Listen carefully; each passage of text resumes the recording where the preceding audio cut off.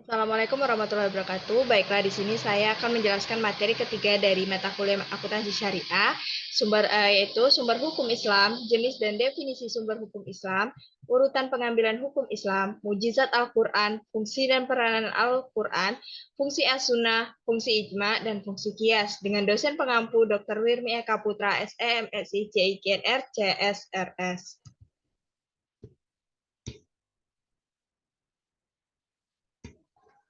Baiklah, sebelum masuk ke materi, perkenalkan saya Fatmawati dengan NIM C1C020088 R010, Prodi Akuntansi di mata kuliah Akuntansi Syariah.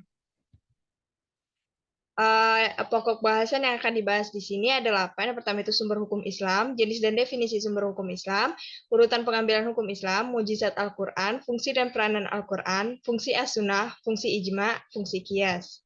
Sumber hukum Islam. Sumber hukum Islam dapat dibagi menjadi dua bagian, yakni sumber hukum Islam material, yakni sumber hukum yang bentuk hukum dalam sebuah negara, dan sumber hukum formil, yaitu sumber isi hukum yang menentukan corak isi hukum.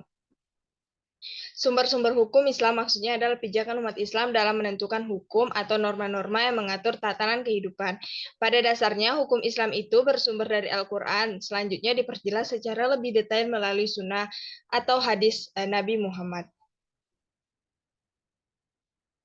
Jenis dan definisi sumber hukum Islam. Jenis sumber hukum Islam itu ada tiga.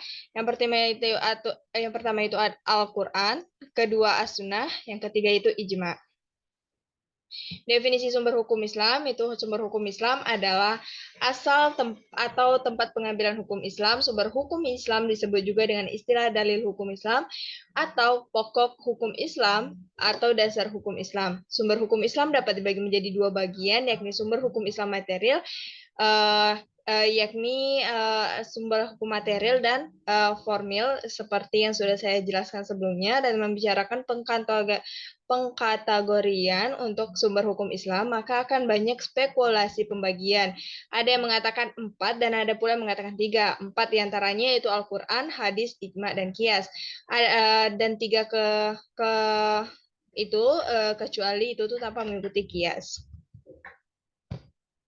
Urutan pengambilan hukum Islam berdasarkan penelitian menurut Abdul Wahab Kalab, telah ditetapkan bahwa dalil syara yang menjadi pasar pengambilan hukum yang berhubungan dengan perbuatan manusia itu ada 4, yaitu Al-Quran, As-Sunnah, Ijma, dan Kias.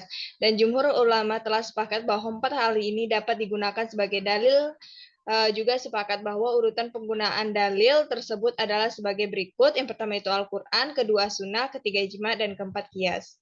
Mujizat Al-Quran, mujizat didefinisikan antara lain sebagai suatu hal atau peristiwa luar biasa yang terjadi melalui seseorang yang mengaku nabi, sebagai bukti kenabian yang ditantangkan kepada orang-orang yang ragu untuk melakukan atau mendatangkan hal serupa, tetapi mereka tidak mampu menyanggupi tantangan itu.